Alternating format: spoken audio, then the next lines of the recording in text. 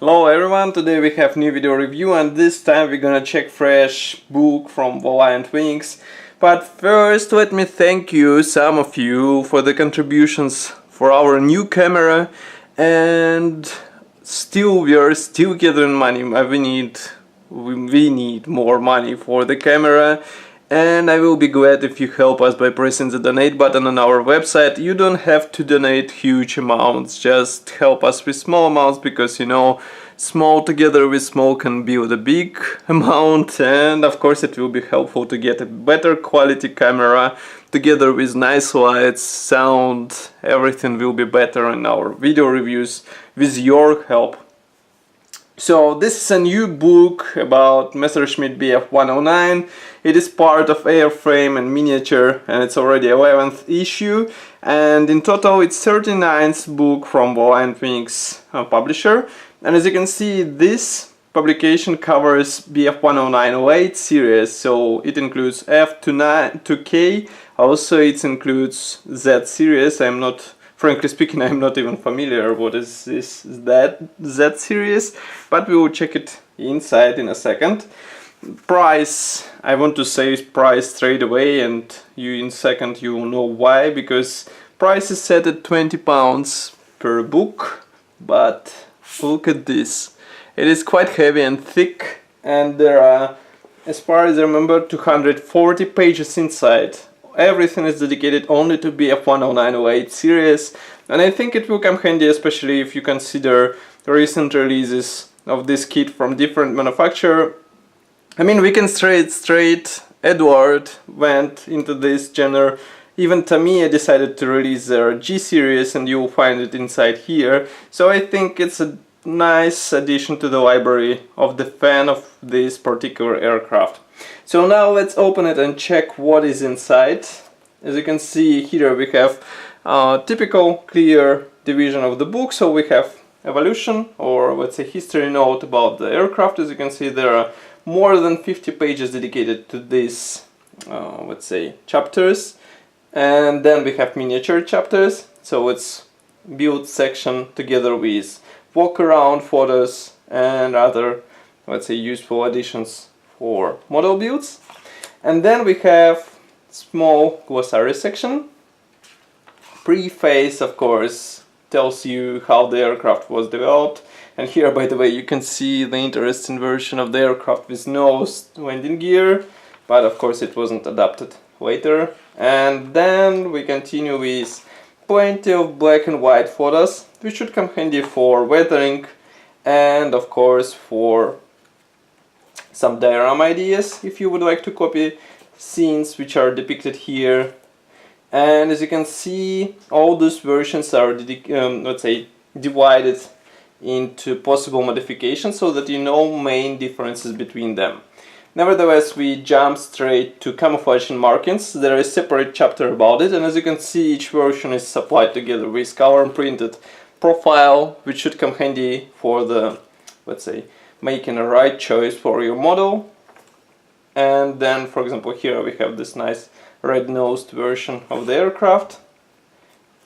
And I think this section should come handy for those who are not that sure on what to choose for their aircraft, because here we have quite decent explanation of every marking option, why it is interesting, who was flying on this particular aircraft, and how you can copy it.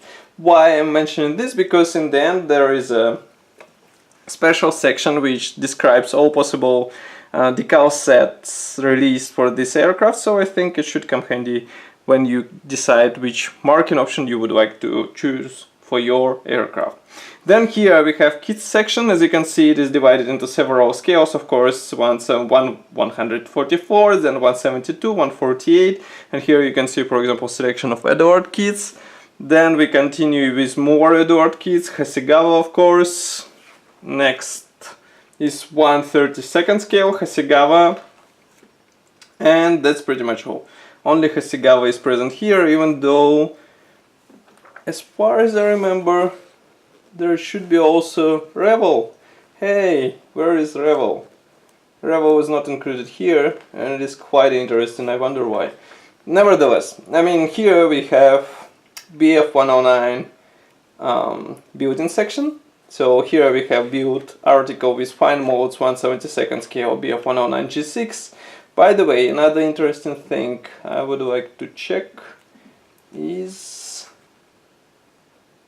I don't see here AZ model kit on the fine modes and Zvezda, so it's also quite an interesting omission. Nevertheless, here we continue with BF109G5 build. This is a kit from Edward.